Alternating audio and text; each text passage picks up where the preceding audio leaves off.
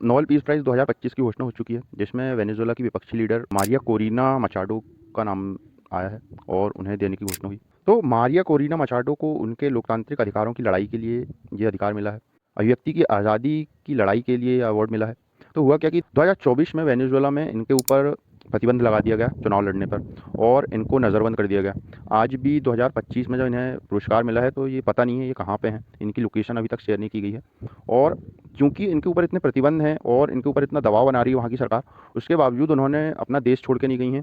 वहाँ पे रहकर ही वहाँ के नागरिकों के अधिकारों की लड़ाई लड़ रहे हैं, लोकतंत्र के अधिकारों की लड़ाई लड़ रही हैं, इसलिए उन्हें इस अवार्ड से सम्मानित किया गया। तो क्या है ना कि 2013 में एक लीडर आया निकोलस मडोरो करके, उसने अपनी पूरी व्यवस्थाएं चेंज कर दी। लोकतांत्रिक व्यवस्थाएं सिर्फ नाम की रह गई। वहाँ की न्यायपालिका, वहाँ की जो लोकतांत्रिक संस्थाएं हैं, वहाँ पर अपने पपेट बिठा के रखा है। और 2024 के इलेक्शन में इन पर धांधली का आरोप लगा और इस तरीके से ये सब बातें हुई और एक प्रकार का तानाशाह लीडर है जो कि सब संस्थाओं को कंट्रोल करके रखता है। अब बात आती है कि यार ट्रंप को क्यों नहीं मिला, ट्रंप की इतनी चर्चा क्यों हो रही है। देखो होता क्या है ना कि जब नोबेल पीस प्राइज़ दिया जाता है ना, तो वहाँ पर सबसे ज़्यादा ज़रूरी होती है आपकी वजह, आपके कॉज, कि आपने क्या इंटेंशन से कुछ कार्य किए हैं। तो मारिया मचाडो जो है ना, उनका इंटेंशन यही था कि भाई देश में लोकतंत्र की बहाली हो, नागरिकों को सुविधाएं मिलें, आज़ादी मिले, बोलने की आज़ादी, जीने की आज़ादी। तो उनका जो इंटेंशन था ना, वो कोई नोबेल पीस प्राइज़ लाने का नहीं था, वहाँ पे अपने देश के लिए कार्य करने का था, देश के नागरिकों के लिए कार्य करने का था। अब बात आती है ट्रंप की। तो ट्रंप जो है ना, जितने भी बोलता है कि भाई मैंने वॉर रुकवा दिया, हिंदुस्तान पाकिस्तान की वॉर रुकवा दिया, है ना, गाज़ा हमास की वॉर रुकवा दिया, या मिडिल ईस्ट में अब्राहम समझौता करवा दिया, तो ये उसका इंटेंशन है कि भाई मेरे को लेना है नोबेल पीस प्राइज़, है ना। ट्रंप के पास आज सब कुछ है जो वो चाहता है। अमेरिका का राष्ट्रपति बन गया 2 बार, है ना। 70 साल की उम्र में भाई बिजनेस भी बहुत बड़ा है, जीवन में सब कुछ है उसके पास। उसके पास एक चीज़ की कमी है, नोबेल पीस प्राइज़ की, और उसका इंटेंशन सिर्फ यही है कि भाई उसे चाहिए नोबेल पीस प्राइज़।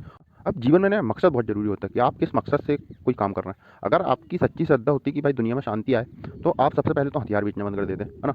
आप दूसरे देशों को धमकी नहीं देते, छोटे देशों को, है ना। आप आए दिन भारत को धमकी देते हो, आए दिन कनाडा को धमकी देते हो 51 राज्य बनाने की, है ना। पाकिस्तान को आपने पाल के रखा है। आप ईरान में बमबारी करते हैं, है ना। इजराइल को खुली छूट दे दी गई है गाज़ा में बमबारी करने के लिए।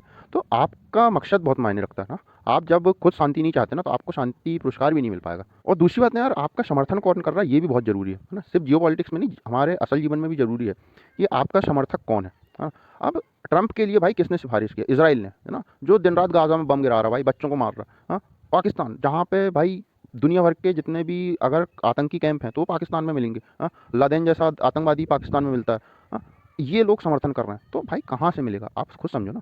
तो कहने का मतलब ये है ना कि भाई आपका मकसद बहुत ज़रूरी है। आपका अगर मकसद सही दिशा में है, सच्चा है, सही है, तो आपको सब चीज़ मिलेगी, पहली बात। दूसरी बात, आपका समर्थन कौन कर रहा है ना। अगर समर्थन अच्छा देश, अच्छा व्यक्ति करेगा तो भी आपको सफलता मिलेगी।